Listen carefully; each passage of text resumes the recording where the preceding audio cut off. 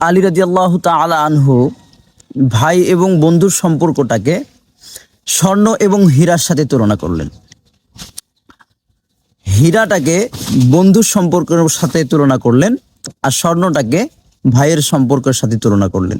যে ব্যক্তি প্রশ্ন করলেন সেই ব্যক্তি তেনাকে আবার জিজ্ঞাসা করলেন, আমিরুল মুমিনিন, আমরা তো জানি স্বর্ণের থেকে হীরার দাম অনেক বেশি, তা আপনি বন্ধুটাকে হীরা বানাই দিলেন, এর কারণ কি?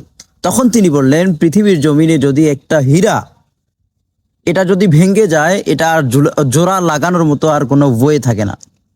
আর স্বর্ণ যদি ভেঙে যায়, দুমড়ে মুচড়ে সব নষ্ট হয়ে যায়, এটাকে আবার স্বর্ণের কারিগর এটাকে সুন্দর করে আবারও সাজাতে পারে, যেই রকমটা সে চেয়েছে সেরকম ভাবে সাজাতে পারে। তো সেরকম হচ্ছে ভাই এবং বন্ধুর সম্পর্ক। সেজন্য ভাইদের সম্পর্ক যদিও ফাটল ধরে, এখানে কোনো এক সময় আবারও একসাথে হয়, কিন্তু বন্ধুত্বের সম্পর্ক যখন আগের সম্পর্কটা থাকে, এরকম যদি বেশি কোনো এখানে একদম অবস্থা বেহাল হয়ে যায়, তখন পরবর্তীতে বন্ধুদের সম্পর্কটা আর আগের মতো থাকে না। কিন্তু এক জায়গায় মারামারি করবেন, সবার আগে সেই জায়গার ভিতরে ভাই আপনাকে কথা বলে না, তারপর আপনার কাছে এই মারামারি করার কারণে সে আপনার কাছে দৌড় দিয়ে চলে আসবে। সেজন্য ভাই ভাইয়ের জায়গায়, বন্ধু বন্ধুর জায়গায়, আমাদেরকে দুটোটা সম্পর্কে সম্মান ইজ্জত করার তৌফিক দান করুক, আমিন।